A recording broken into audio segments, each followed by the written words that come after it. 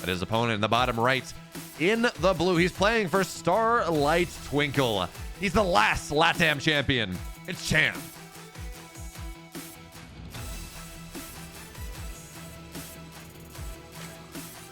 And his opponent spawning up in the top left for Team Maturino. It is Future. The Future of Terran. And he is going to start things off with a command center first. You know, when we started into this map, my first instinct was, I think he's going to proxy 2 racks, but this is the other end of the spectrum. This is the way Spirit loves to play a ton of his matches, and obviously it boosts your economy very nicely. Yeah, I like the way to start up a series with this. Yeah, and so we saw Future play Scarlet fairly early on to this tournament. He actually took down game 1 off of a really heavy committed 8 racks type of timing, if I remember right. It was 2 racks Reaper, heavy pressure there, turned it into bio play, and Scarlet wasn't quite ready for it. And then we saw him play some other stuff. We saw him play a mid game, just a standard game, didn't work out particularly well. And then he tried to play Cyclone Mech, and that really didn't work. So it's going to be interesting to see what we have him playing into. But for now, CC first on a big map, on a player like Cham, who is maybe a little bit less likely to go pool first. That being said, though, in this game, Cham, he's going to have that pull up pretty quickly. Yeah, I mean, you're almost never going to see a 12 pool, and that's the only way you can punish a command center first. Like 12 pool in this matchup, it just does not happen. You just don't do it because you lose so hard to standard play. Even then, it's, if you actually want to win the game, it's going to have to be 12 pool Roach Ravager. And then on top of that, if you want to just kind of get yourself ahead, you could go for a proxy hatch. Like if you were certain your opponent was command center first, but you didn't think you could kill them, you can build a hatchery at your opponent's natural and be a real nuisance. But as for Cham, right now, he doesn't have any inkling of what's happened. And Cham, okay, did he forget his second Overlord? Or his third Overlord? Oh my goodness, yes he did. Well, that's not how you want to start a game of StarCraft. Although I guess if I'm going to find myself supply blocked for getting an Overlord, I'd rather be a Zerg player than, well, I guess a Terran can supply drop, but I'd certainly rather than a Protoss, right? Because at least you can build a couple things and hide the drones and then cancel it. And it's expensive, but there is some recovery. Oh, look at this! Look at the production tab. Look at the main base of Future right now. Oh, I love this. This is so, especially considering the fact that Cham was supply blocked, and that means his queens are going to be slower. His second round of queens are going to be slower, and his third and his fourth, etc. Going double starport here, it's just, you're making my day, Future. We knew we were not going to get a standard build out of the man. Not when he went crazy Cyclone Mech against Scarlet. So this doesn't surprise me, but it does spark joy. This is pretty awesome right here. Now, we're not seeing a fusion core coming down right here. Is this going to be double port Banshee? He does build a Viking. With the setup that Cham has seen, this could look like early Hellbats with the lack of a reactor on the factory. Could have looked like, you know, maybe 3 Hellions into Hellbats, like 7 Marines in a drop, and then Hellbats as a follow-up. But okay, this is going to be Hyper Flight Rotors Banshees, and this is not a fast third command center. This is a committed 2-base build. And we talked about supply blocks. Future got himself a little bit supply blocked while wanting to build an early Viking.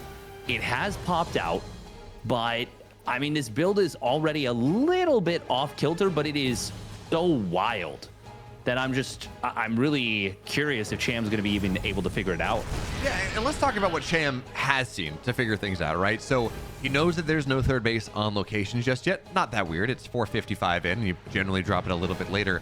But what he has seen is that there was a very quick third gas on the natural. That doesn't tell him that this is 2-port Banshee, but it does tell him that Future is probably committing to a little bit more tech than he might otherwise do.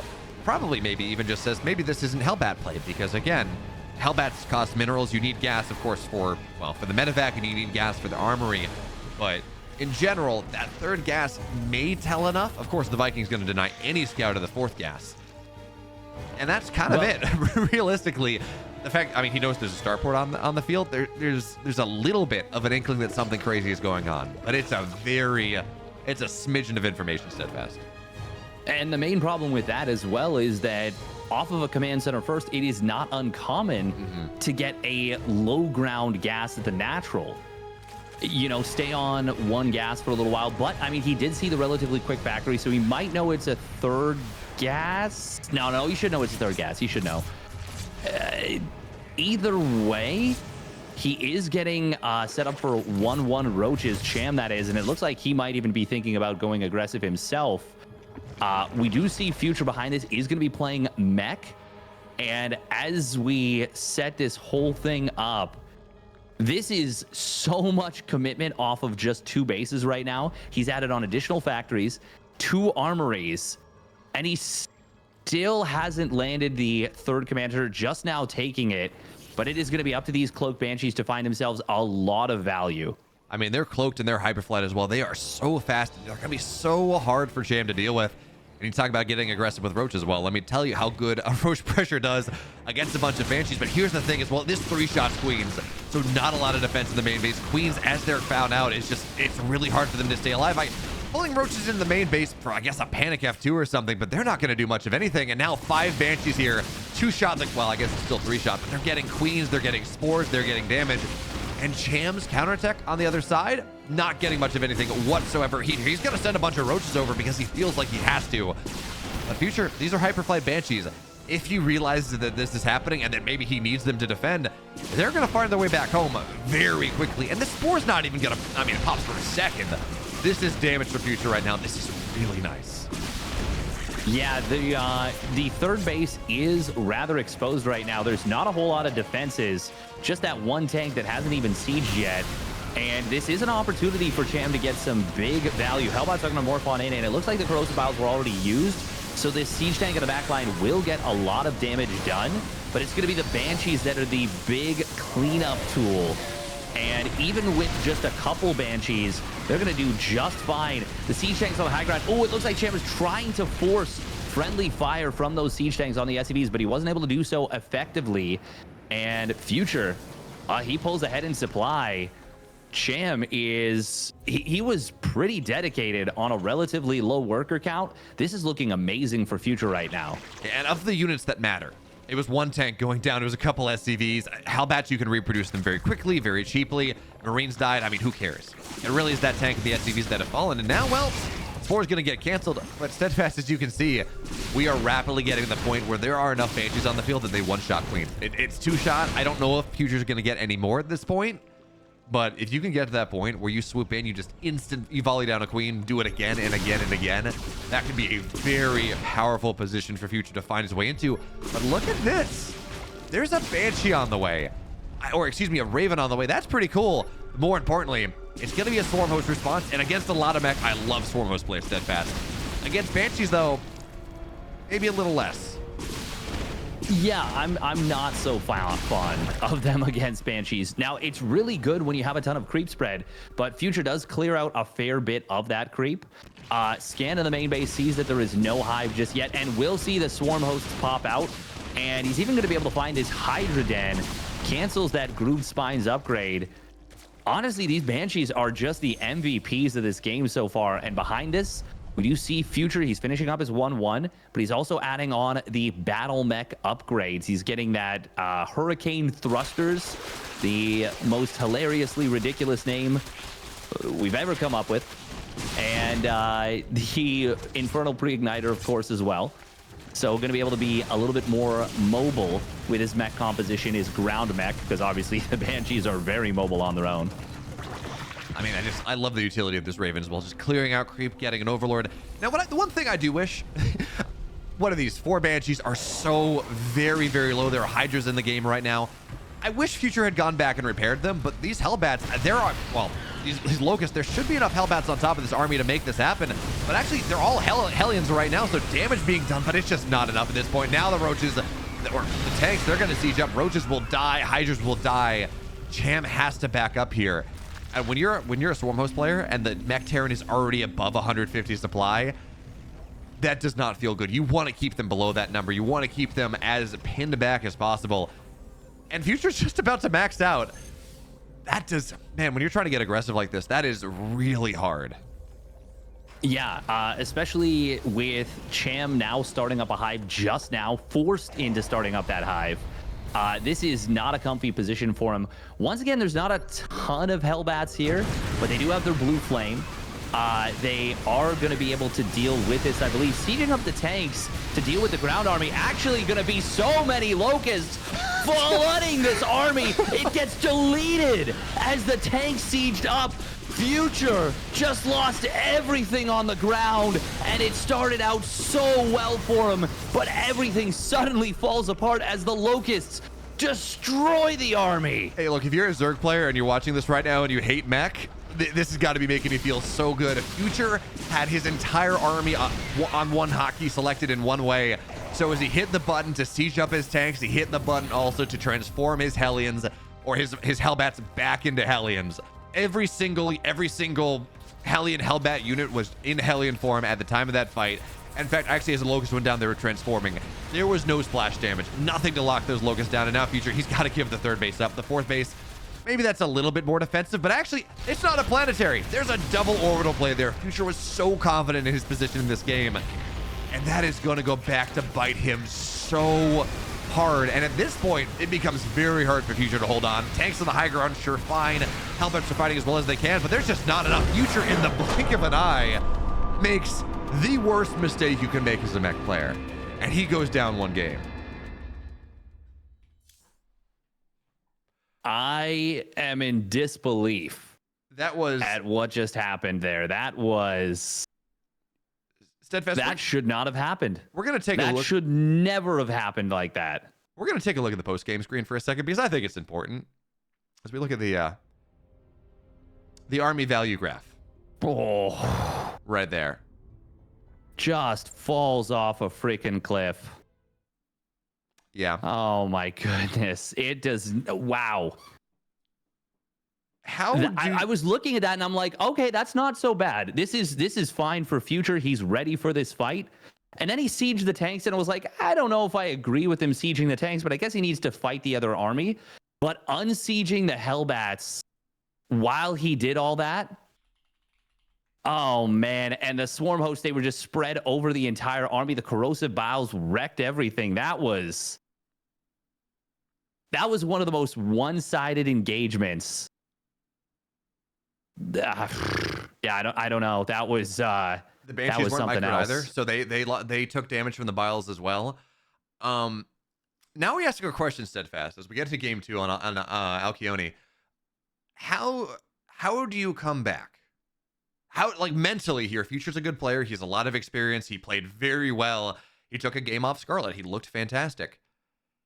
When you are in such a winning position, because Future was absolutely primed to win that game.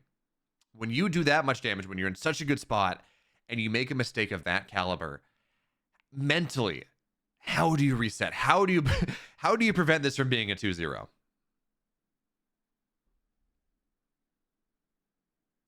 I wish I had an answer for you. That I honestly, I would not want to be in Future's shoes right now.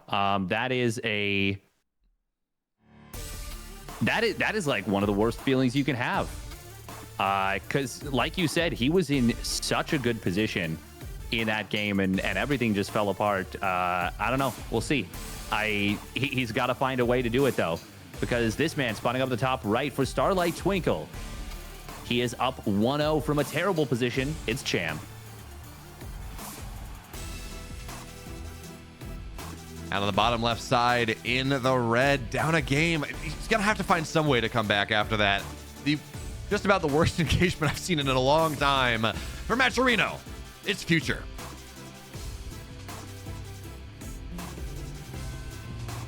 I mean, I guess, Steadfast, one of the things you can tell yourself is that Future is... like, if I'm Future, I can tell myself I was ahead 97% of that game. I was in such a good spot. I was primed to win the game. And then I made one mistake. shake it off. I made one mistake. If I play the same game, I'm not gonna make that mistake again, and then I should win that game. That's what you have to be telling yourself as you move into game 2, because otherwise, I mean, that is shattering. Yeah, it's not a good feeling. It is not a good feeling at all. Damn. I hope he's able to recover mentally and rally back, because that was a colossal collapse. I don't want to harp on it too much, but at this level of play, with this on the line, this is the do or die match. They're both at 2-2. Winner advances to the playoffs. Loser goes home. This is a big moment for both of them. Yeah. Well, we are going to be seeing something that is very interesting, because Cham is a player that doesn't like to send his overlords across the map. Future goes for the 1 Rax expand on the low ground, and will keep the... I mean, this kind of cuts both ways, right? He was looking for an overlord that might have crossed the map, but we didn't see it at all. And as a result, this is going to go kind of unscouted to this 1 Rax expand. And now we're going to see a 3 Rax follow-up. So this is really interesting from Future. I was wondering if maybe he might have gone for a 4th barracks and potentially a very big commitment with like an SCV pull, similar to what Maru's done a little bit recently. But no, it looks like it is going to be that 3 Rax play. And we know this is a good build for him, by the way. He did a very similar build. I forget whether it was CC first in that series against Serral as well, or Scarlet as well. But he went for a very similar build. He went for this 3 Rax. He went heavy pressure. He actually went and he killed Scarlet with it. And given that Scarlet had just beaten Maru like several days prior with a similar kind of 3 Rax pressure build, shows you just how good that is. That being said, we're on the left side of the map. That does mean add-ons are exposed. That is something. But it can still be very powerful. Cham, though, he is going to scout it. Yes, this is 2 Rax opener. He's going to see the Marines. It means it's not Reapers. It means it might even be able to read that this is a CC first out of that one. Although you did say, Steadfast, that Cham doesn't like to send his overlords onto the other side of the map. In a game like this, I actually kind of like that, because what he was doing instead was making sure he wasn't getting 2 Raxed. He wasn't getting 3 Raxed on the map. That's where those overlords were going. And that might be another way that you try to recover from a game. Wow, game 1 was rough. I made this big mistake. Let me just reset my mental. I'm going to 2 Rax him. I'm going to win the game. We're going to go to game 3. Keeping himself safe from that, I think, was a smart decision, even if it delays the scout of this 2 Rax follow-up. Or 3 Rax follow-up, excuse me. Yeah, no, it's definitely, that's Cham's MO across the board, is he prefers to make sure that he won't die to something like a 2 Rax. Oh my god, did the Ling see this? Well, I mean, the Watchtower will see it anyway, so it's kind of fine. How many units does he have on the field? This is a lot of Marines, but it is not that 4 Rax. Cham did drone heavily, but I think he's going to be okay to deal with this. This is a pressure for now. It's still going to try and get a lot done if it can find an opening. Stim is not yet done, though, and oh, these Marines, they're stepping very far forward onto creep. This is going to allow the Queens to get some good value. Stim is still not done. It's just now going to complete, but a lot of the Marines went down. That was extremely good for Cham. He picks off 5 Marines for 6 Lings. Future stepping forward about 10 seconds too early. Man. I mean, it was a series of errors here. It was almost so much worse as well. We saw him considering stepping forward around the corner. Yeah. And we saw a game earlier today, or maybe it was yesterday, I forget, where Terran units, they dive on forward and they get caught against the mineral wall, and that would have been the death of Future. Losing that many Marines in this setup as you're going for, yes, you do have a 3 Rax production, and you can build more Marines afterwards and go forward. But with all those Marines going down, Future would have had no pressure on the map. Cham could have droned for days. All the queens he needs, all the creep he needs, all the tech that he needs. And the next time Future wanted to move out, he would have been swallowed alive. Now, this build from Future is solid on Alkyone because you have the Zelnaga Tower in the middle of the map. You have that line of sight blocker that you can rally through. But once the Zerg is big enough, and once there's bailing speed and enough Lings pushing into this high ground that Future wants to go for, nigh impossible. You've already made surround as the Zerg. So Future, he's going to try to find some value before that's ready. But this army, Steadfast, this army from Future does not inspire me yet. At least not yet. Yeah, I mean, the first two medevacs are going to be crossing the field right now. There is the one siege tank. Does he have the second one? He has the second one crossing the map with those medevacs. Can theoretically just put everything in and boost it across. This is a pretty heavily committed two-base play out of Future. The design is going to be with that +1 weapons.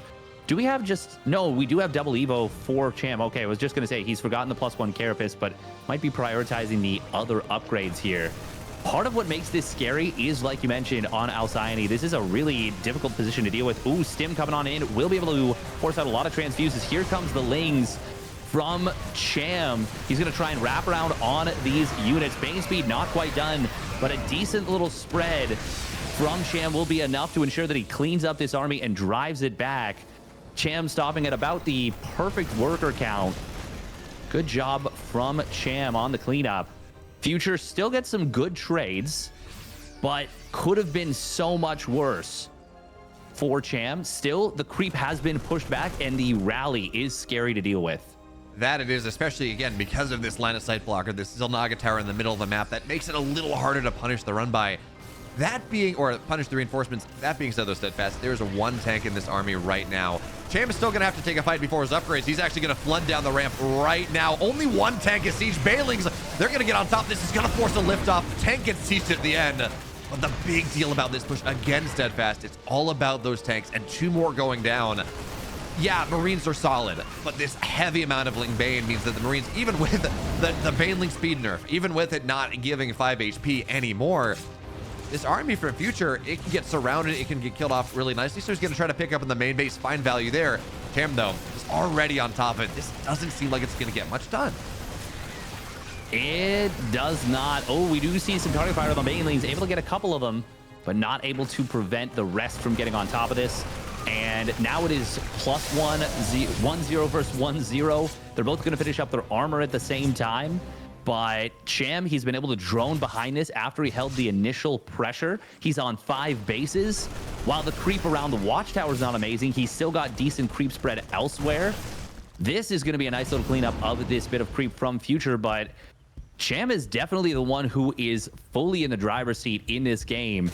And I mean, this is one of the matchups, Ling Bane versus Bio, where the supplies are very often honest for a lot of the game and really do tell you who is ahead. But Future, he's going to continue to try and keep pushing. I don't know. This is looking tough. It really is. I'd like to see Cham get Carapace, but right now he's got those good upgrades, getting on top of the Bio once again. These tanks, you know, they're going to get better shots against the Banelings this time, but they will still fall down at the end, although that's a lot of very wounded Lings. Even still, though, Steadfast, the point of this, in part, was to find room, was to make this drop on the right side, maybe get drone damage on the 4th base. And it's just not allowed to happen. Again, Cham slashes this back. Now Carapace is on the way. Now there's an infestation pit. He's getting ready to hive. The one thing he's lacking is the thing he's trying to reestablish right now, and that, hey, his creep in the middle of the map. It's not great. It is easier for the Terran to push, but Cham's ready for this drop as well. It really is all down to this full frontal push from Future, and Cham got a big counterattack ready as well.